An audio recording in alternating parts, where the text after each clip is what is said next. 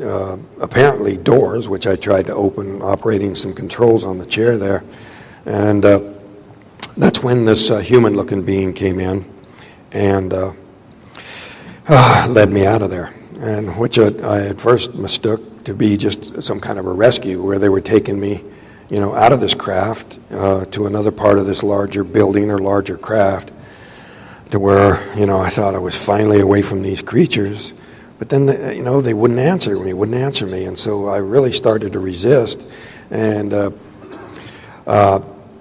they put me down on this table, and I started to really fight. My panic gave me a little strength. I was able to pull one hand free and get it under the edge of this mask they put over my face, but I wasn't fast enough, and I lost consciousness.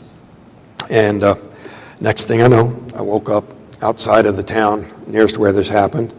I recognized where I was, made my way down to the telephones there, and called my family.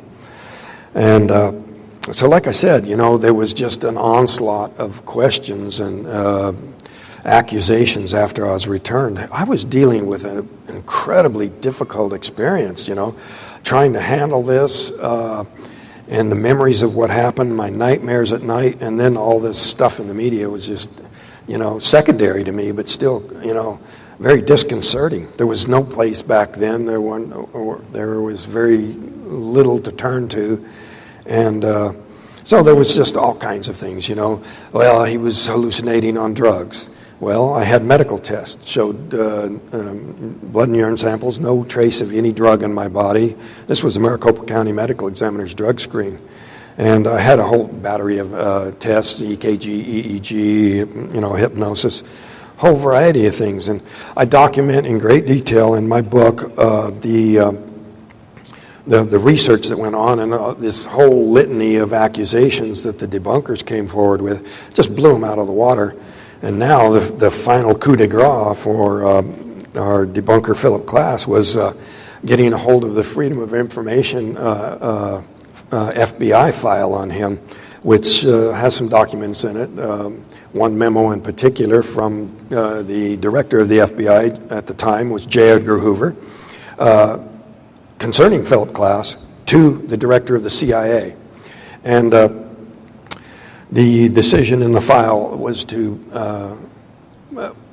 retain it in RUC status, remains under consideration, which is a common way for the CIA to recruit their little propagandists or helpers around the world, is to get something on them for leverage. So they had the opportunity to prosecute him for revealing classified information in connection with his job at the magazine Aviation Week and Space Technology, and use that as leverage to get him to do their bidding.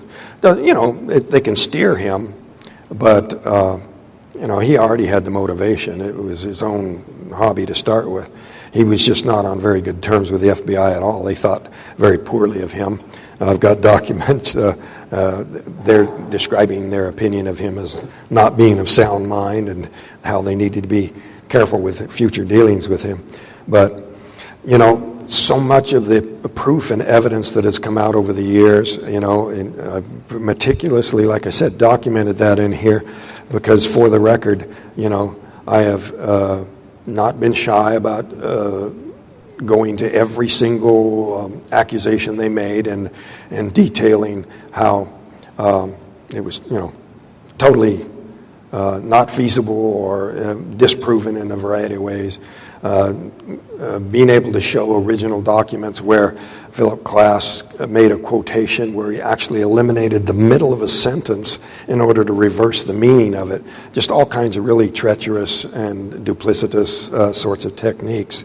But Steve Pierce came around recently, and he details how Phil Klass tried to bribe him, offered him $10,000 to deny the experience. And so, for all those people who have gone online or called Steve Pierce up and tried to refute him, the law enforcement officer that took the message to Steve, backs it up, and there's all kinds of proof, including the tape recording of the bribe offer.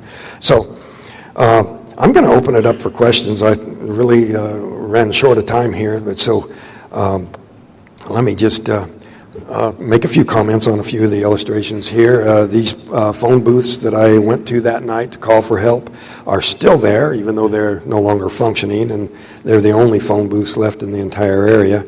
The phone company listened in on the phone call, so they knew that that was authentic, and therefore they became kind of a landmark there. It's still there in Heber, next to the Heber Tire Shop, which used to be next door to the to a service station, which is now a restaurant. But there's my brother who stood by me and helped me through those terrible days right after I was returned, and he passed away 2 years ago. Well, a year and a half ago, and I really miss him. He really saved my life, actually. The Era Phenomena Research Organization sponsored the investigation, the medical test. Dr. Harder here did the hypnosis. Leo Sprinkle reviewed the psychiatric exams that proved there was no transitory psychosis. I was interviewed by Dr. Jalen Hynek, and he made a press conference the next day that I was not hoaxing and had been falsely accused. And my nightmares, stayed with me for a long time afterwards, and it was those eyes boring into me that were so difficult to deal with. And I'm thinking that it was because when they all came around there and we had that little standoff there where they were facing me, the three of them, I think, were trying to reassert control, and it wasn't working. And I think the reason it wasn't working is because when I was hit by the beam, that it caused a neurological disturbance that prevented them from controlling me, even acting in unison, the three of them. And what supports that is the EEG, the brainwave scan that I had done, was done by a technician who did not know what had happened to me. All he knew that he was looking for some sign of injury. And there was a kind of an unusual pattern there that I'm going to look into as far as how that would be interpreted today and if that pattern still exists. But there's some things I'm not going to get to. We talked about the accelerated growth in the past of the trees right near where the craft came down. And in this recent fiasco of a documentary that National Geographic did, we were supposed to look into that further. And there was some really good evidence gathered at that time that they just basically didn't use because they were too busy being silly. So we actually uncovered some new stuff there that I'll have to update in the future. But amazing stuff. And here's a copy of the memo on FBI memos, and interesting stuff, But I'm going to go ahead and take questions. Okay. Superb summary of the details. I have one question. I thought I remembered something about your growth of beard after you came down. Could you refresh my memory on that? Well, when I very first saw my brother, I was under the impression that this was still the same night, And as soon as my brother realized that, he said, "Travis, feel your face. You've been gone for 5 days," which was quite a shock. But I had a 5-day growth of beard. So a lot of people were trying to explain that I could only recall such a short period because they thought there was some kind of speed of light time contraction sort of thing. But the fact that the date on my watch had changed and that I had a 5-day growth of beard kind of undermines that idea. And now, after finding out a little bit more about what Dr. Harder said after the hypnosis, there were other memories that have been blocked from me during the other 5 days.